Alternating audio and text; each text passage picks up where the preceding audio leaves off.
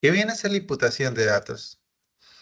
Algo sencillo, ¿no? La imputación de datos es una técnica fundamental en la cual consiste en rellenar valores vacíos, ¿no? Valores vacíos, faltantes. Y esta imputación puede hacerse a través de diferentes técnicas que vamos a ver aquí, digamos las principales, pero también hay muchas otras técnicas para imputar datos. Recordemos que valores faltantes también en nuestro dataset puede aparecer como vacío, puede aparecer como tal vez null, puede aparecer como tal vez NA o faltante. Nosotros tenemos que, digamos, identificar cuáles en sí son los valores faltantes, ¿no? No necesariamente aquellas celdas o registros en la cuales no hay valor son valores faltantes, sino pueden ser valores faltantes o vacíos, nulos, que aparezcan ahí null, ¿no? O que aparezcan en letra vacío y así sucesivamente. Ahora, los valores faltantes pueden ocurrir por diversos factores, por ejemplo, ¿no? Puede ser a través de un error en la captura de datos, tal vez el sistema en ese momento se ha averiado, había una avería, falta de respuesta de encuestas. A veces cuando se hacen encuestas, no todas las personas responden a todas las preguntas. Entonces eso se puede ver un problema de missing, ¿no? O problemas técnicos. Eh,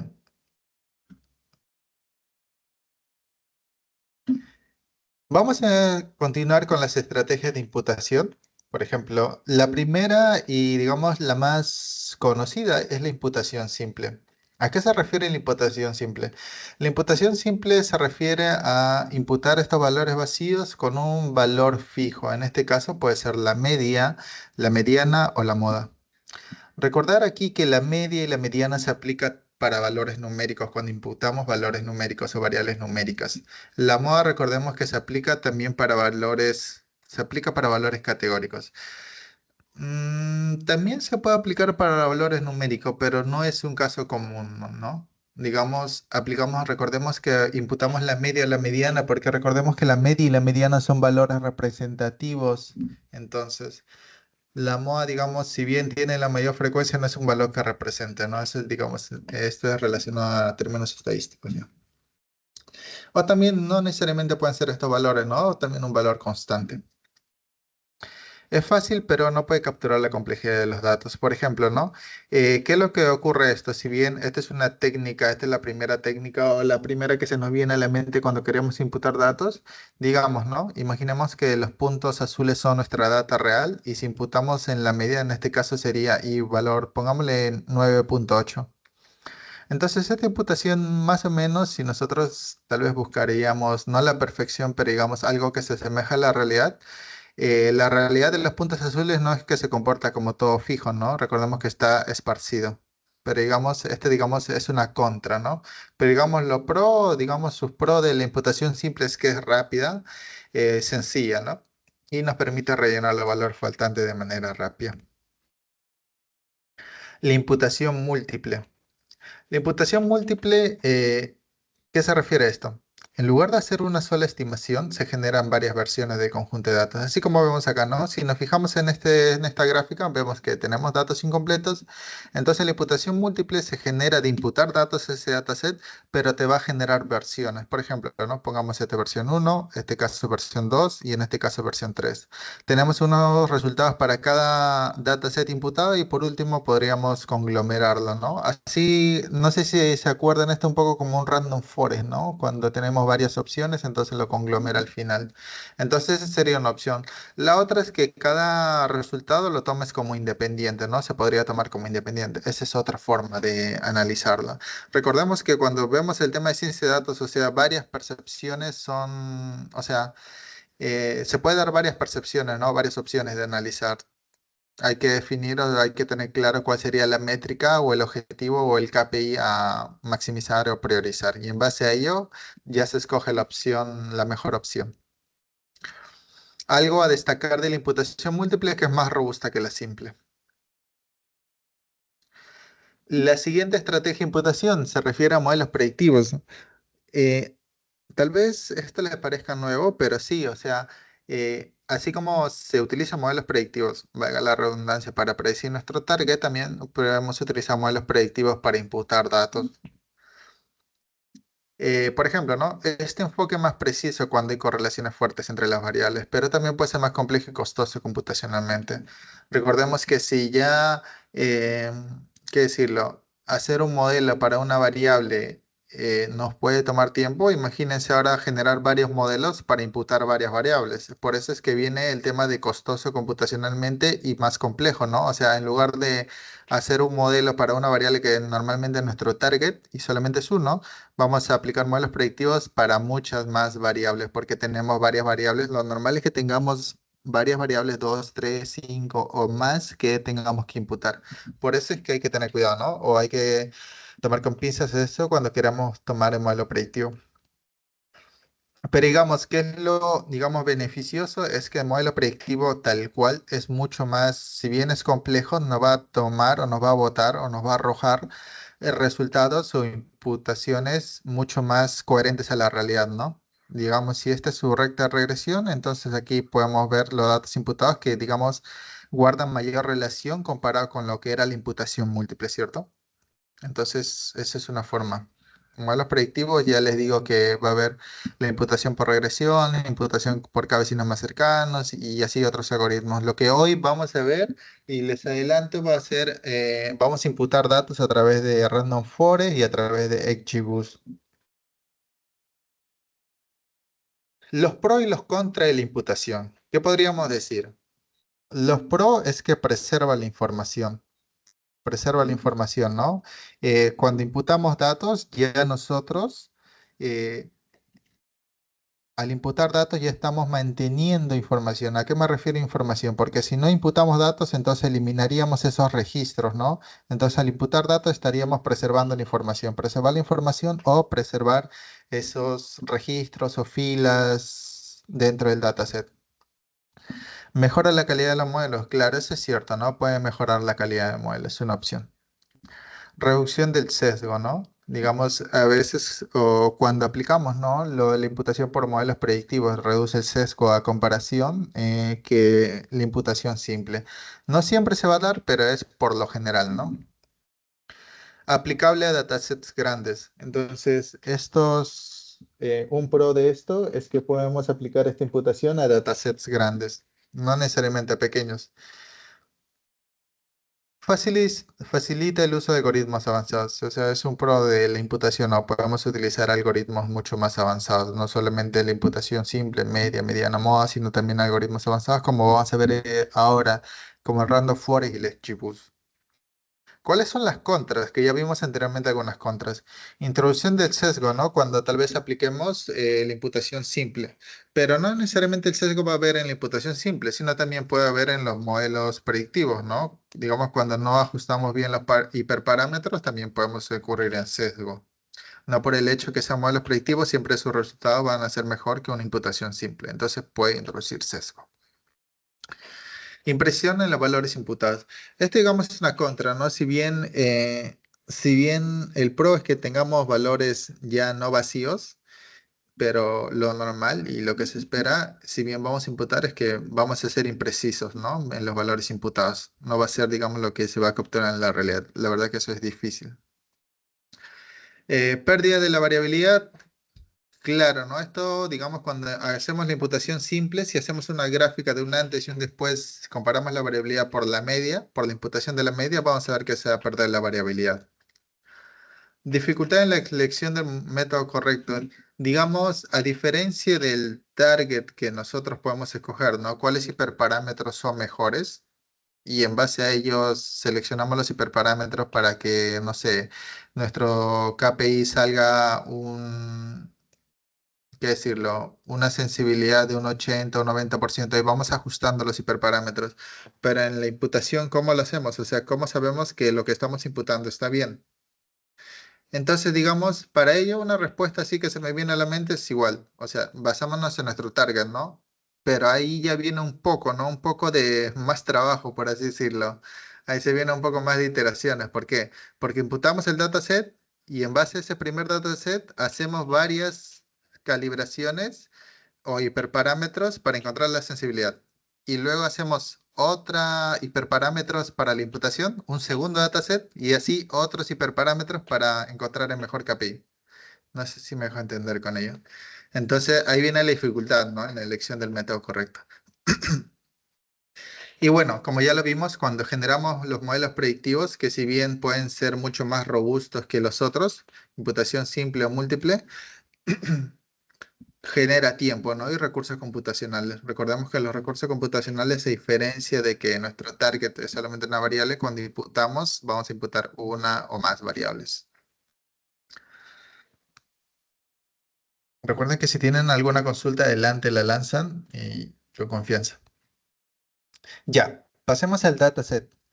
¿Qué dataset vamos a analizar hoy día? Vamos a analizar el dataset de diabetes. Entonces, este conjunto de datos proviene originalmente del Instituto Nacional de Diabetes y Enfermedades. Creo que tal vez uno más ya lo ha visto, pero lo vamos a ver ahora en el caso de imputación. El objetivo es predecir, ¿no? En funciones de las mediciones diagnósticas si un paciente tiene diabetes. Entonces, ¿cómo se interpreta o cómo se habla de diabetes? Por ejemplo, ¿no? Tenemos nuestro nivel normal de glucosa en la sangre, tenemos la glucosa. Entonces, la diabetes puede ocurrir cuando hay un nivel alto de glucosa en la sangre. Entonces, hay que tener cuidado, ¿no? Hay que tener cuidado con la alimentación, nuestra alimentación diaria.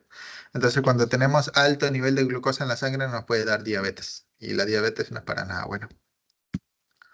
Ya, esto siempre destaco en los cursos que brindamos, en los webinars. El diccionario del dataset de diabetes es clave, o el diccionario del dataset es clave, ¿no? Para entender un poco. Si bien no es el objetivo aquí, es importante que lo tengan en cuenta. Siempre cuando trabajen con un dataset, les digan, no, no hay un diccionario. Tiene que haber un diccionario, porque si no tenemos un diccionario, no podemos interpretar las variables o los resultados. Ok. Algo rápido para entrar ya a la parte del código. Por ejemplo, ¿no? La variable pregnant, que se refiere a número de veces embarazadas, glucose, que se refiere a la concentración de glucosa plasmática a las 2 horas en una prueba de tolerancia oral a la glucosa. Diastolic BP, presión arterial diastólica, skin fold, espesor del pliegue cutáneo del tríceps, serum insulin, que viene a ser insulina sérica a las 2 horas, índice de masa corporal, diabetes pedigrí, función de antecedentes familiares de diabetes, age, edad en años y clase, que viene a ser la variable de clase, ¿no? Uno que tiene diabetes, cero que no tiene diabetes. Algo que quiero resaltar acá, ya que han asistido a este webinar y que varias veces la pasan por alto cuando se genera un modelo predictivo, eh, que anteriormente también me ocurría en mis anteriores trabajos, pero ya un poco pensando y demás, me vino por así decirlo, la respuesta. A ver, a lo que voy es, ¿no? Por ejemplo, tal vez alguno de aquí ya trabaja en el término de finanzas, entonces al menos cuando se inicia o cuando ya eh, que si lo va generando modelos predictivos, lo normalmente que se tiene es que tenga datasets, digamos, quieren predecir la fuga, ¿no? Quieren predecir la probabilidad de pagos, quieren predecir la probabilidad de compra. Y normalmente para eso utilizan, ¿qué decirlo? Variables o datasets acerca del sistema financiero, sus ingresos, dónde viven. Y curiosamente esas datasets la aplican para todo target, para la mayoría de targets, ya sea predecir una compra, predecir la fuga, predecir si se va a ir o no, etcétera, etcétera, etcétera. A lo que voy con esto es que cuando nosotros queramos predecir o tengamos un modelo predictivo o un modelo predictivo en la cual queramos predecir una variable, aunque parezca redundante o sencillo a manera de que lo explico, esto ocurre en varias empresas y en varios data scientists también. Por ejemplo, ¿no? A lo que voy es que si nosotros queremos predecir si una persona tiene diabetes, entonces tenemos que tener variables que sean relacionadas. Por ejemplo, sería algo ilógico, en este caso sí, pero en el sistema financiero muchos data scientists lo pueden aplicar. Es que, por ejemplo, ¿no? Quieren predecir esta variable en función, no sé, de variables financieras. No viene el caso de esto, pero ocurre, puede ocurrir. Entonces, mi sugerencia o recomendación es que cuando tengan una variable a predecir, que se consigan o consigamos variables X independientes que estén relacionadas, ¿no? A ello. Ok, esto lo presento luego. Ahora sí pasamos al código. Voy a compartir toda la pantalla.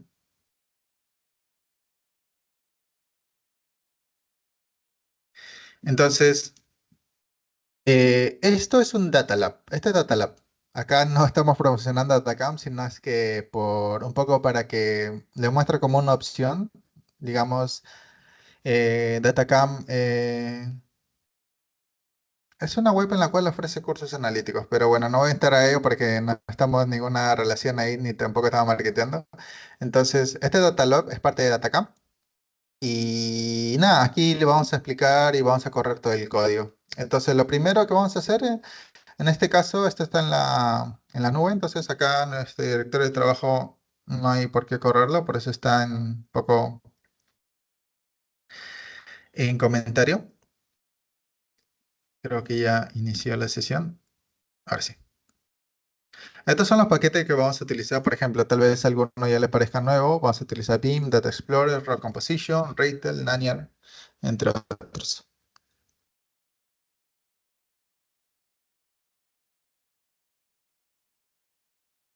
Si alguno tiene duda de cómo utilizar Data Lab, me puede mandar un correo luego de la sesión y yo le doy un poco más de detalle de cómo utilizar esto. Es así, Data Lab, mientras que va cargando los paquetes, te proporciona como una máquina virtual, ¿no? Creo que tiene 4 GB de RAM y 2 GB de almacenamiento, creo. Al menos con el dataset ahora sí lo vi factible, entonces por eso es que vamos a verlo ahora. Y igual, les muestro esto como una opción, ¿no? En caso de que alguien quiera, digamos, no correrlo en su laptop, sino correrlo en una web o en la nube. Ahí, por ejemplo, ¿no? Ahí está instalando los paquetes.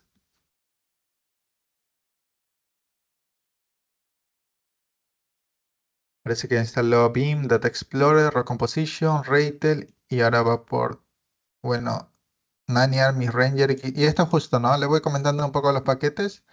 Estos paquetes los primeros van a ser utilizados para ver lo que viene a ser el análisis de missing y Mi Ranger va a ser utilizado como para la imputación, va a ser utilizado para la imputación a través de Random Forest y MixGB, que viene a ser la imputación, ¿no? Acerca utilizando XGBoost, imputación de XGBoost. Y Random Forest, vamos a generar un modelo de Random Forest a la final. Ok, ya cargó, creo. Ahí como ven los paquetes instalados, no hay ningún problema. Cargamos los paquetes,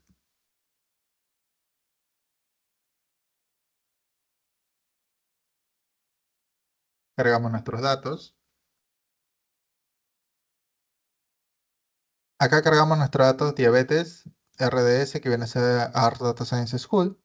Entonces acá vemos que nuestro dataset viene a ser 768 registros y 9 variables. Entonces normalmente lo que yo recomiendo es que un poco uniformicemos o reestructuremos nuestro nombre de variables. ¿A qué me refiero a esto? Por ejemplo, reestructurando los nombres de variables me refiero a esto, ¿no? Corremos esta función, normal names, y luego le damos un glimpse y ahora todo lo vemos, ¿no? Vemos que los nombres de las variables ya, digamos, está bien estructurado, tiene un formato agradable. Por ejemplo, todo está en minúscula, no hay espacios, etcétera. Entonces, así es como, digamos, me gusta trabajar. Y ahora pasemos a lo que es el análisis y visualización de missing. Por ejemplo, para iniciar con esto, vamos a ver diferentes análisis de missing que le van a ayudar un poco a ver patrones, entre otros. Por ejemplo, ¿no? Profile-missing que viene a ser del paquete Data Explorer. Profile-missing lo que nos va a botar o cuál va a ser su output. De todas las variables va a imprimir todas las variables y nos va a botar dos variables más importantes. La primera es el número de missing o la cantidad de registros que hay missing por cada variable. Y la otra es su porcentaje de missing.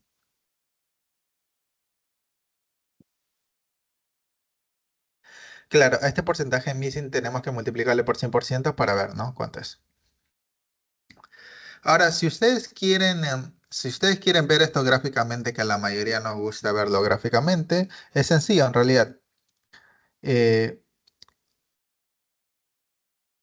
Le hacemos plot-missing, pero acá les comento este código. Bars-missing lo que va a hacer es, de profile-missing, yo voy a seleccionar, lo filtramos, ¿no? Aquellos que tengan mayor a cero. Y acá selecciono la variable y lo convierto como character. Esto va a ser, o sea, aquí estoy guardando todas las variables que tiene missing. O sea, me estaría quedando con glucose, diastolic, skin fold, serum insulin, BMI. ¿Y por qué hago eso? Ya vamos a ver en un momento. Entonces, para la visualización, plug-missing. Este plug-missing, miren, es solamente un código y no hay más. Nos genera la visualización, o sea, cuánto porcentaje de missing hay en cada variable visualmente, ¿no?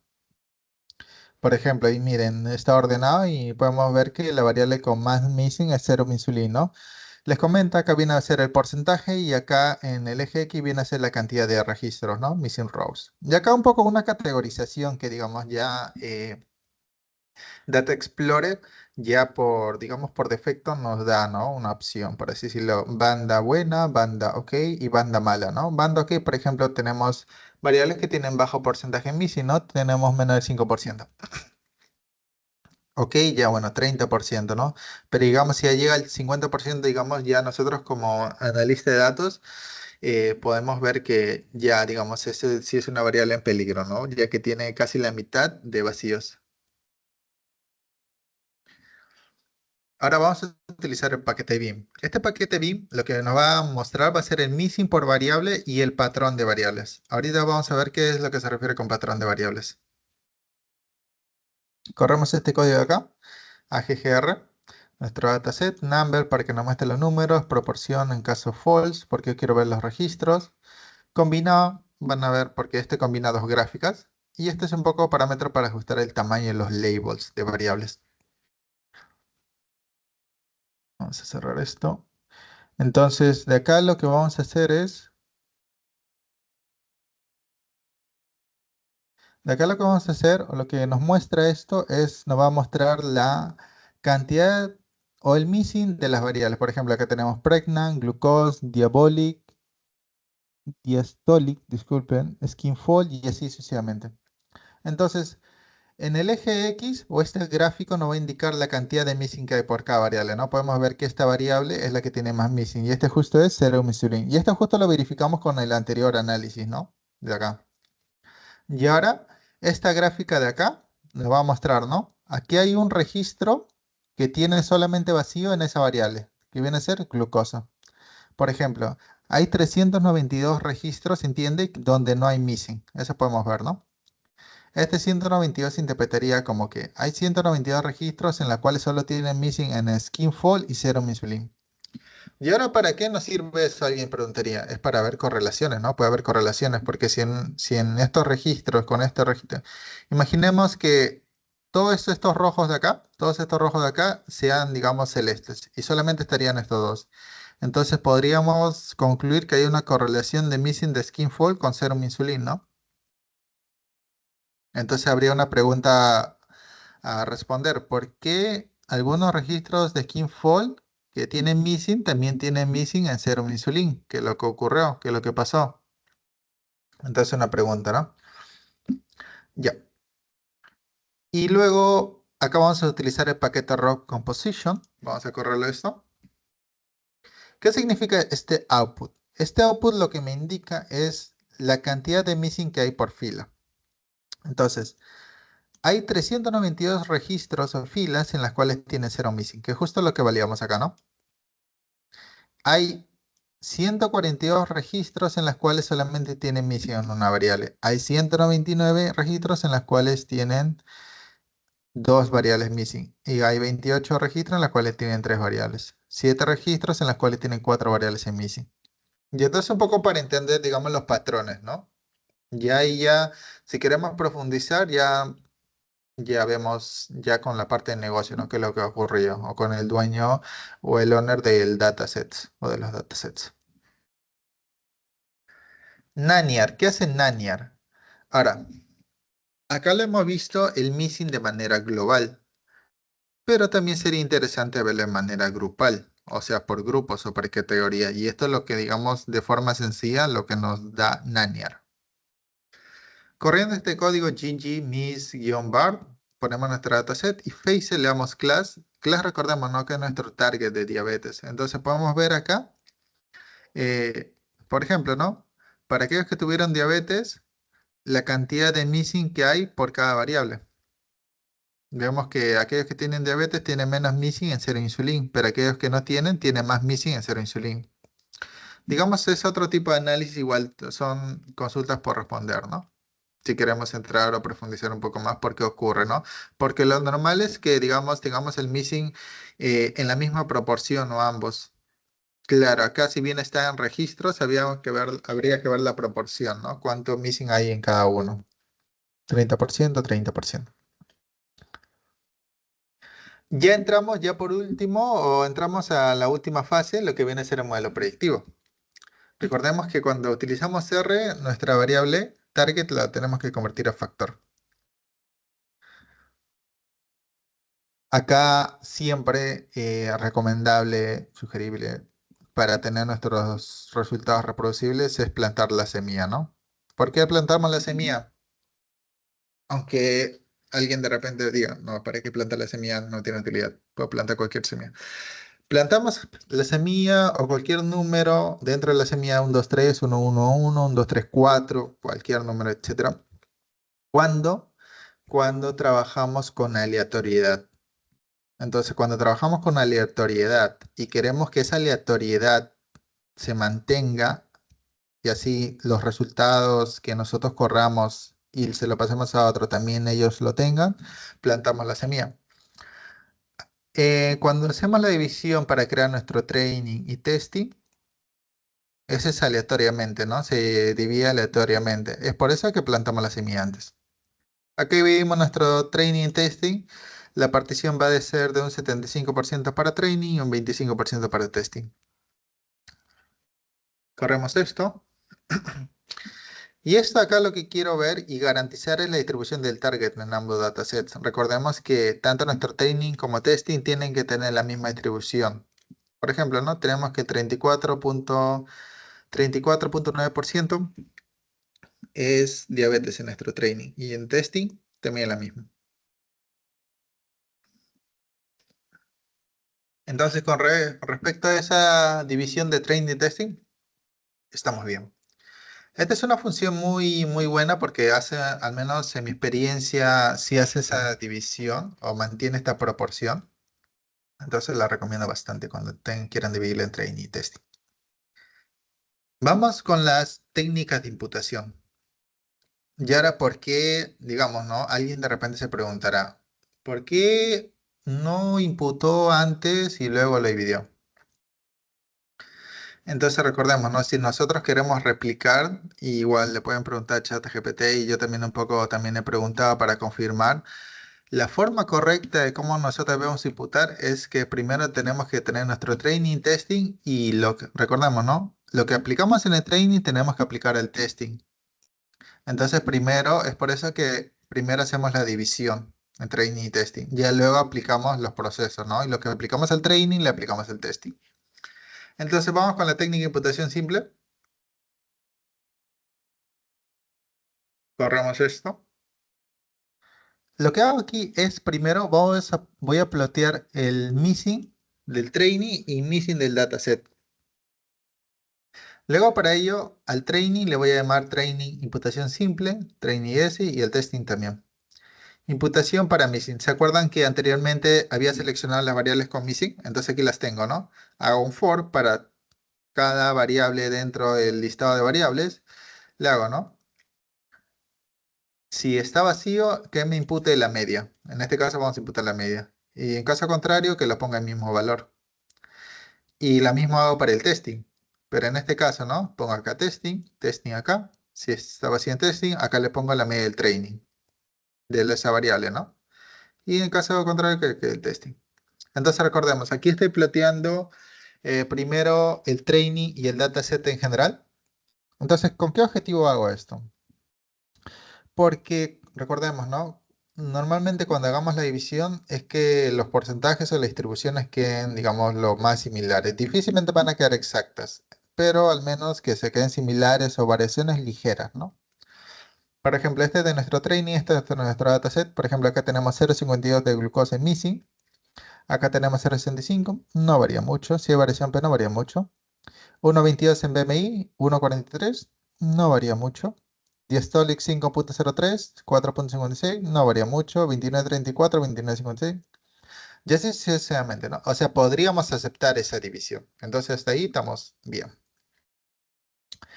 Y ahora lo que yo he hecho luego al final es plotear, ¿no? De mi imputación o el training con imputación simple y el testing. Aquí en realidad no debería haber missing. Y acá tenemos, ¿no? Si hacemos esas gráficas, vemos que todos nuestros datos tienen 0% de missing. Entonces hasta ahí ya tenemos la imputación simple lista. Ahora vamos con la imputación múltiple. Para la imputación múltiple es algo parecido, sino ciertas características peculiares. Voy a estar corriendo esto porque creo que esto toma un poquito de tiempo. Ah, qué rápido. Sí, ahí un poco lo reducí, estaba revisando un poco lo reducí para que, digamos, no tome mucho tiempo acá en el webinar, ¿no? Ok. Los primeros pasos para la imputación múltiple, creo una lista, training IM, testing IM, creo una lista para cada uno. Ahora, esto sí les quiero que se les quede en en el webinar. ¿Por qué? Porque esto también lo pueden aplicar para Random Forest como para XGBoost y otros tipos de algoritmos. Así como utilizamos el modelo, ¿no? Pongámonos en el caso del modelo, queremos predecir la diabetes. Utilizamos una, 2, 3, todas las variables, 3 variables, 2 variables, 4 variables. En el caso de imputación también. Por ejemplo, la glucosa la podemos predecir a través de H y diabetes pedigree, BMI por H y pregnant. Esto no necesariamente son las mejores, sino se los he puesto como ejemplo. Ya si quieren al menos una opción, o al menos como yo hacía cuando imputaba datos en datasets reales, veía las correlaciones. Entonces, aquellos variables, por ejemplo, ¿no? La glucosa que tiene missing, lo filtraba, me quedaba con los valores completos para la glucosa y veía los valores completos de las otras variables, digamos de 8 variables. Y las 2 o 3 variables más correlacionadas me quedaba con ellas, o 4, o los que tengan, digamos, pongámosle un threshold de una correlación de tal vez de 0,4 o 0,5. Y me quedaba con eso, así. Entonces, digamos, esta es la fórmula. Por ejemplo, si quiero imputar glucosa, voy a tomar estas variables. BMI va a tomar estas variables. Diastolic va a tomar esta variable. Y así sucesivamente. Acá, recordemos, la imputación múltiple, recordemos, ¿no? Va a generar varios datasets. Entonces, acá lo que va a hacer, va a generar 1 a 3 datasets. Por eso le he puesto lista, ¿no? Porque training IM y testing IM. Esta es la función IRMI. Corremos en la función training, model fórmula, donde ponemos las fórmulas. Trace false, si ustedes les ponen true, van a ver todas las, digamos, las iteraciones que se ha hecho. Las iteraciones que se ha hecho. Maxit, recordemos, ¿no? Cuando tenemos una mayor cantidad de iteraciones, entonces va a ser mucho mejor. Invar, esto sí es importante. ¿Por qué? Porque si ustedes le ponen true, se les va a quedar las variables imputadas con valores lógicos. Entonces, para solamente quedarnos con las variables originales, le pongo false. Corremos esto. Plot-missing, entonces en training IM, IM1 y el IM3. Aquí está, ¿no? Y ahora, por ejemplo, la hemos corrido una vez, acá sale 167.114, veamos si se reproducen los resultados. Recordemos, testing IM, serum insulin, la media, acá debería salirnos 167.114. Ya lo he verificado anteriormente, así que esperaría que se queden los mismos resultados. Y ahí está, ¿no? Entonces, eso recordemos. Por eso plantamos la semilla, ¿no? Para tener los mismos resultados. Los resultados que nosotros plasmamos aquí, se los pasamos a otra persona, entonces van a tener los mismos resultados. Ok. Ya tenemos nuestros datasets. Recordemos, ¿no? Tanto para training como testing tenemos 1, 2, 3 datasets. Ya tenemos la imputación múltiple. Imputación con modelos predictivos. Ahora pasamos, digamos, a lo que tal vez la mayoría le gustaba o esperaba ver. Para ello vamos a utilizar el primer modelo predictivo para la imputación, va a ser Random Forest. Para esto vamos a utilizar MiRanger. Utilizamos MiRanger y este es un poco, ¿no? ¿Cómo funciona la imputación por modelos predictivos? Es como ya hemos, o bueno, ya han trabajado, ¿no? Ya han trabajado en lo que es generación de modelos predictivos, ¿no? Entrenamos y luego predecimos. Un poco así es la lógica para la imputación con modelos predictivos. Entonces, MiRanger lo aplicamos en nuestro training. Estos son los hiperparámetros. Keep Forest porque para que se quede un modelo le ponemos true, la semilla. Acá tenemos nuestra imputación Random Forest Model. Predict. Utilizamos el modelo dentro de nuestro dataset testing, set igual 1. Entonces tenemos nuestro testing, ¿no? Random Forest.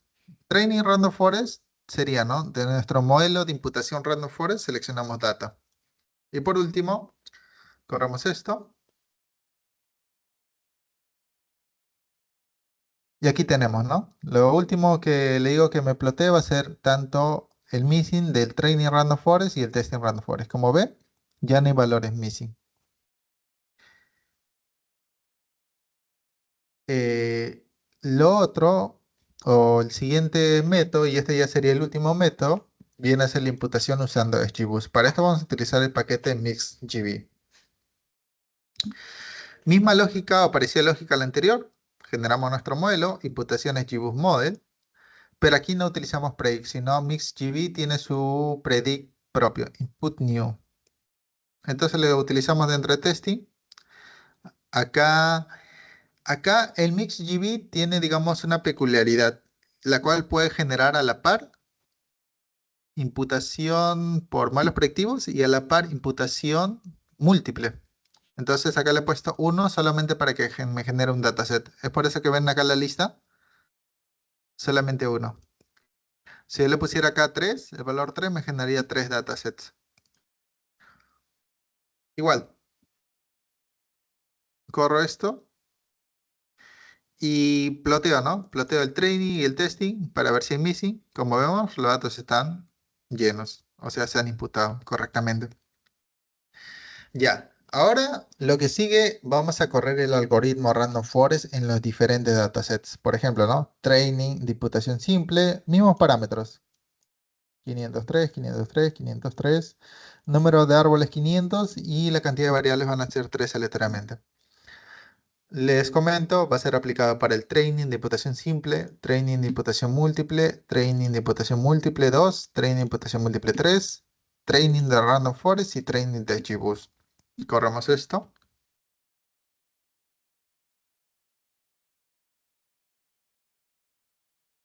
Lo corrió rápido para en realidad muy... Bueno, son 700 registros, pero igual la máquina de acá del DataLab no es del todo, creo que tiene 4 GB de RAM, creo, u 8, 4 creo tiene. Pero bueno, luego acá, ¿no? Ya generados los modelos para cada imputación, lo que hago es aplicarlo, ¿no? Dentro del testing. RF Model, imputación simple dentro del testing de imputación simple. Imputación múltiple dentro de imputación múltiple. Random Forest dentro de testing Random Forest y así sucesivamente. ¿Esto con qué objetivo? Esto con el objetivo, o sea, cuando sacamos el pred-rf o la variable o los valores, las probabilidades, eso me va a permitir generar el AUC. Para esto cargamos la librería Perroc y calculamos el AUC para cada método de imputación. Ya generamos los AUC. Veamos un poco los AUC que tienen. Tenemos, ¿no? AUC de imputación simple, imputación múltiple 1, imputación múltiple 2, imputación múltiple 3, random forest, XGBoost. Y aquí más o menos ya podemos ver cuáles son los mejores o el mejor método de imputar, ¿no? No sé si ustedes logran ver cuál sería el mejor método. Sería el de random forest, ¿no? Con 86.4. ¿Sí? 86.4. Inclusive le pasó el XGBoost. Ya, pero recordemos que nosotros cuando hacemos las presentaciones no lo vamos a presentar así, ¿no? Vamos a presentar, digamos, con el AUC, a menos de manera técnica para nosotros y con la curva AUC. Entonces acá le doy un poco de formato.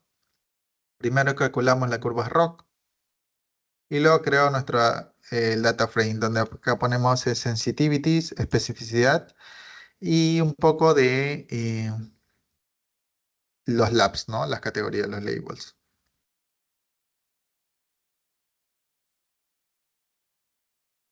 Y por último, ya generó nuestra gráfica. Esto lo genero con... Acá este rock data sale de paso anterior. Rock data, creamos nuestro data frame para el ggplot. Le especificamos especificidad, sensitividad, model, con este código generamos esto. Y aquí tenemos, ¿no?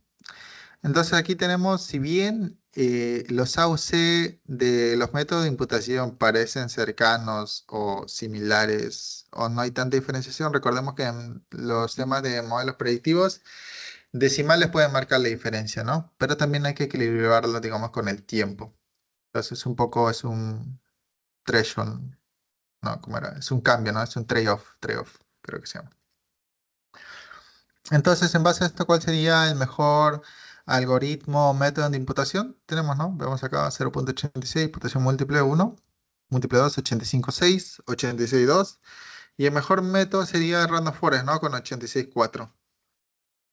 ¿Qué es lo que, yo les hago una pregunta aquí, ¿qué es lo que tal vez ustedes verían la peculiaridad en estos resultados?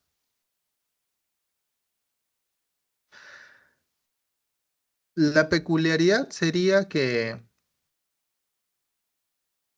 no hay tanta variación, ¿no? Si bien va 86, 85, oscila por ahí, no hay tanta variación, ¿no? Tal vez de un punto o 2 puntos. Digamos que eso tal vez lo podamos hacer en la hiperparametrización, ¿no? De los modelos, o sea, en este paso de acá. En este paso de acá, ¿no? Cuando generamos nuestro modelo ya para predecir nuestro target, ahí tal vez sí se ve mayor diferenciación. Pero si bien se ve acá, aquí menos. Entonces yo le hago una pregunta a ver si alguien me ayuda con la respuesta. ¿Para qué nos matamos tanto análisis en la imputación?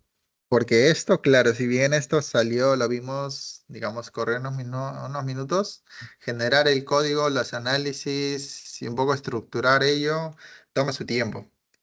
Y esto es solamente para variables numéricas, no hay, digamos, otros que son variables, muchas más variables, e incluye variables categóricas. ¿Para qué nos tomaríamos tanto tiempo imputando datos? Les hago una pregunta, a ver quién me ayuda con la respuesta.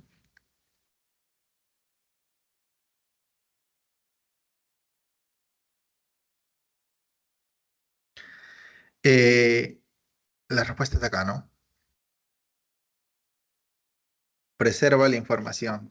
La ventaja que tiene, o sea, si bien al imputar datos no hay tanta diferencia, pero sí hay una ganancia, pero no hay tanta diferencia, ¿no? O sea, digamos, uno a primera vista diría, oye, ¿para qué imputé tanto? ¿Para qué me maté investigando, haciendo el código, corriendo el dataset, prueba, iterar, etcétera? Si la diferencia no es mucha en las imputaciones. La ventaja es que preserva información. ¿Y cómo se interpreta esto? Preserva información. Pasémoslo a los bancos. Preservas clientes. Clientes son, digamos, las filas, ¿no? Pero ahí cuando eliminas missing, no eliminas 10 clientes, 20 clientes. Eliminas o pueden haber missing en 100 miles. Y esos miles, lo pasamos a términos, es dinero, ¿no? Es plata que se puede gestionar. Y entonces, digamos, a pesar de que, digamos, no hay tanta la diferenciación en lo- los métodos de imputación, pero sí hay una ganancia, su mayor, digamos, su mayor beneficio es que nos permite tener data, ¿no? Nos permite tener data, en este caso, pongámosle, ¿no? Clientes. Y esos clientes se pueden gestionar. Y esos clientes que se mantienen son plata en sí para el negocio.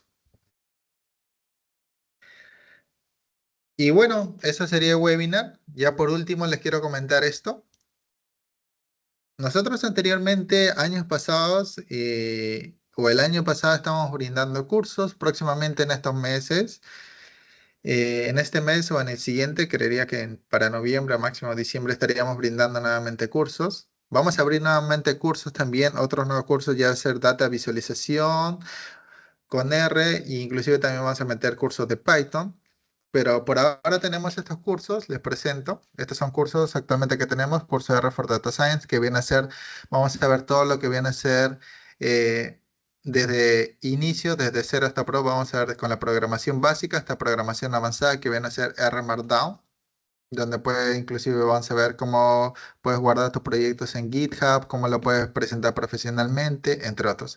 El curso de Estadística for Data Science viene a ser un poco, también vamos a ver el tema de código, pero va a ver más enfocada a la generación de insights, ¿no? Generación de insights y lo que, digamos, pueden tomarte un ciclo, 2 ciclos o 3 en términos de estadística para entenderlo, acá lo vamos a aprender en 1 o 2 meses.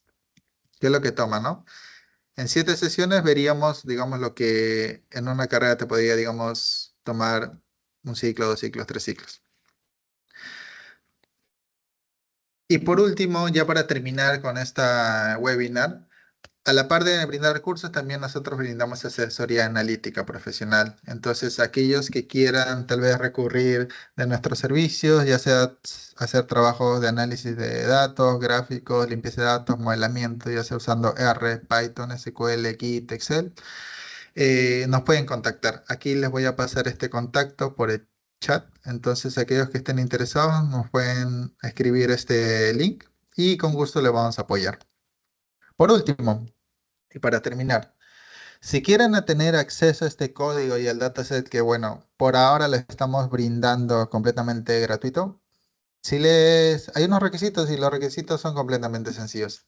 Nos tienen que dejar sus comentarios qué les pareció este webinar en este link de acá. Y recuerden, esto tiene que ser en modo público. Luego de ello, nos envían un screenshot a este correo, admin@datascienceschool. Nos envían ese screenshot con su opinión acerca de este webinar. Recuerden, por favor, en modo público. Y nosotros ya luego de ello haríamos la verificación y le compartiríamos tanto este código como el dataset.